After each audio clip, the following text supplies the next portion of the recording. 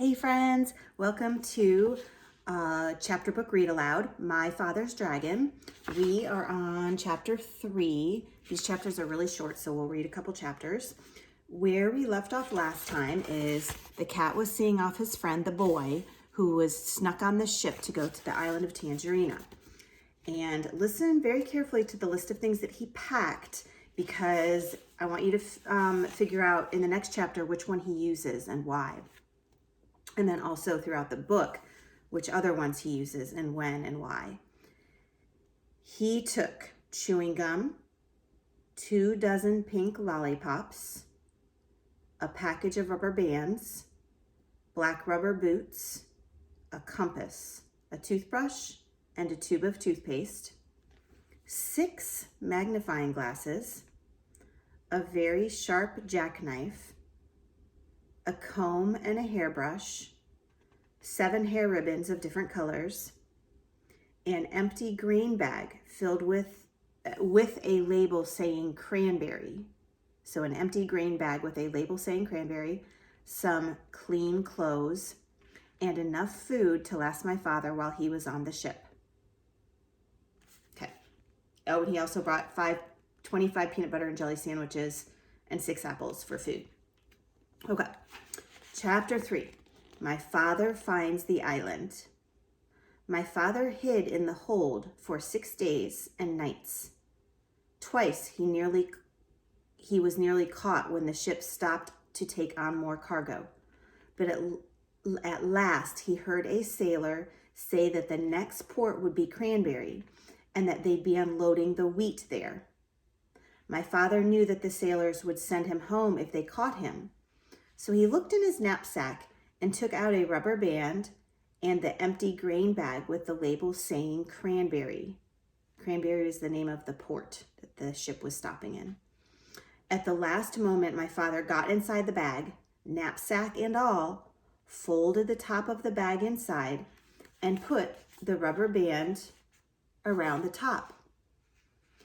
He didn't look just exactly like the other bags, but it was the best he could do. Soon the sailors came to unload. They lowered a big net into the hold and began moving the bags of wheat. Suddenly, one sailor yelled, "Great Scott! This is the queerest bag of wheat I've ever seen. It's all lumpy like, but the label says it's got to go to Cranberry." Which bag do you think the boy is inside?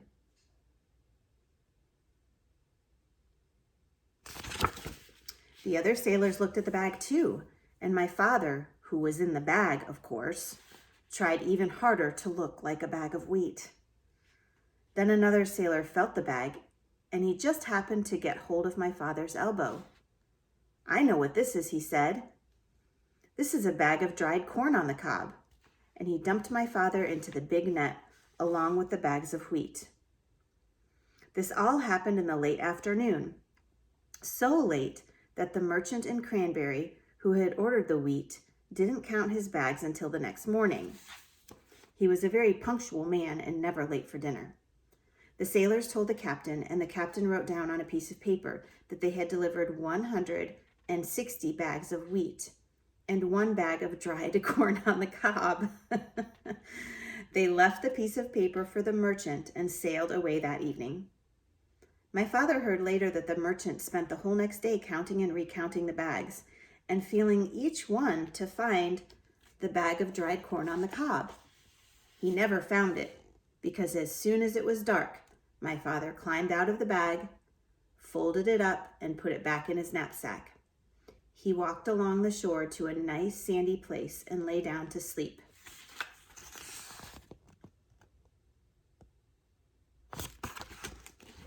My father was very hungry when he woke up the next morning. Just as he was looking to see if he had anything left to eat, something hit him on the head. It was a tangerine. He had been sleeping right under a tree full of big, fat tangerines. And then he remembered that this was the island of Tangerina. Tangerine trees grew wild everywhere. My father picked as many as he had room for, which was 31, and started off to find Wild Island. Remember, he could walk across the stones to the next island, to Wild Island. He walked and walked and walked along the shore, looking for the rocks that joined the two islands. He walked all day, and once when he met a fisherman and asked him about Wild Island, the fisherman began to shake and couldn't talk for a long while. It scared him that much, just thinking about it. Finally, he said, "Many people have tried to explore Wild Island, but not one has come back alive. We think that they were eaten by the wild animals." This didn't bother my father. He kept walking and slept on the beach again that night. It was beautifully clear the next day, and way down the shore, my father could see a long line of rocks leading out into the ocean. And way, way out at the end, he could just see a tiny patch of green. He quickly ate 7 tangerines and started down the beach. It was almost dark when he came to the rocks, but there, way out in the ocean, was the patch of green. He sat down and rested a while, remembering that the cat had said, "If you can, go out to the island at night, because then the wild animals won't see you coming along the rocks, and you can hide when you get there." So my father picked 7 more tangerines, put on his black rubber boots, and waited for dark. It was a very black night, and my father could hardly see the rocks ahead of him. Sometimes they were quite high, and sometimes the waves almost covered them, and they were slippery and hard to walk on. Sometimes the rocks were far apart, and my father had to get a running start and leap from one to the next.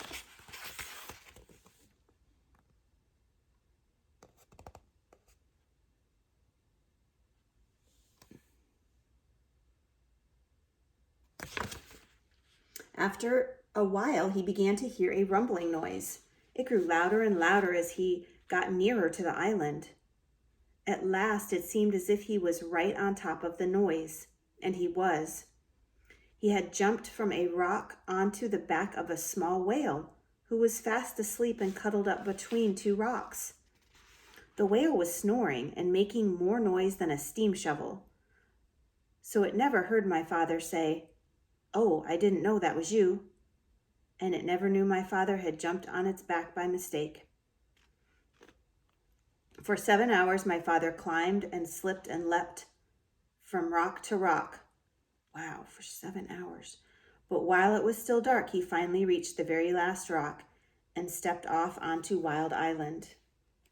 My gosh, so he accidentally thought that was the head of the whale was a rock. He used it to keep going on his journey. Chapter 4, My Father Finds the River.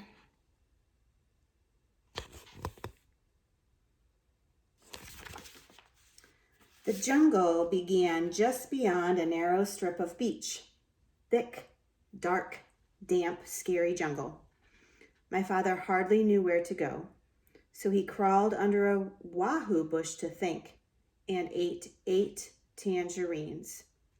The first thing to do, he decided, was to find the river, because the dragon was tied somewhere along its bank.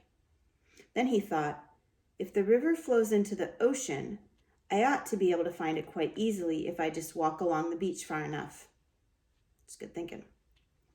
So my father walked until the sun rose, and he was quite far from the ocean rocks. It was dangerous to stay near them because they might be guarded in the daytime. He found a clump of tall grass and sat down. Then he took off his rubber boots and ate 3 more tangerines. He could have eaten 12, but he hadn't seen any tangerines on this island, and he could not risk running out of something to eat. My father slept all that day and only woke up late in the afternoon when he heard a funny little voice saying, "Queer, queer, what a dear little rock. What a dear little dock. Dear, dear, what a queer little rock." My father saw a tiny paw rubbing itself on his knapsack. He lay very still, and the mouse, for it was a mouse, hurried away muttering to itself. I must smell Tum Duddy. I must tell somebody. Uh-oh. He's gonna tell somebody. My father waited a few minutes and then started down the beach because it was almost dark now, and he was afraid the mouse really would tell somebody. He walked all night, and 2 scary things happened. First, he just had to sneeze, so he did, and somebody close by said, "Is that you, Monkey?" My father said, "Yes," and the voice said, "You must have something on your back, Monkey." And my father said, "Yes," because he did. He had his knapsack on his back.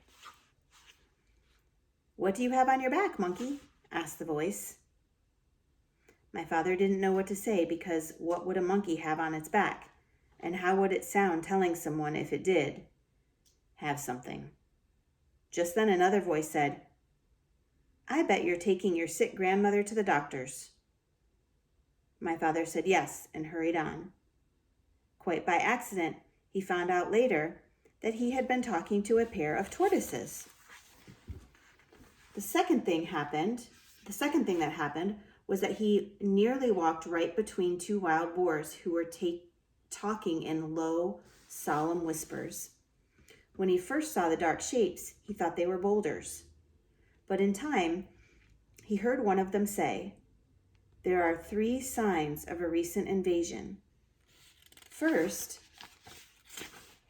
fresh tangerine peels were found under the wahoo bush near the ocean rocks. Second, a mouse reported an extraordinary rock some distance from the ocean rocks, which upon further investigation simply wasn't there. However, more fresh tangerine peels were found in the same spot, which is the 3rd sign of invasion. Since tangerines do not grow on our island, somebody must have brought them across the ocean rocks from the other island, which may or may not have something to do with the appearance and or disappearance of the extraordinary rock reported by the mouse." So here are the wild boars having that conversation about him. Uh-oh. How do they know he's on the island? They saw his tangerine peels, and the mouse told.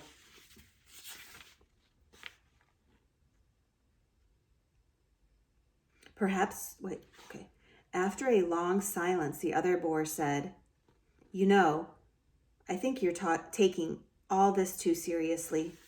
Those peels probably floated over here all by themselves. And you know how unreliable mice are. Besides, if there had been an invasion, I would have seen it." "Perhaps you're right," said the first boar. "Shall we retire?" Whereupon they both trundled back into the jungle. Well, that taught my father a lesson, and after that, he saved all his tangerine peels. He walked all night and toward morning came to the river. Then his troubles really began. Okay, here are the tortoises who asked him if he was a monkey or if he was carrying something on his back.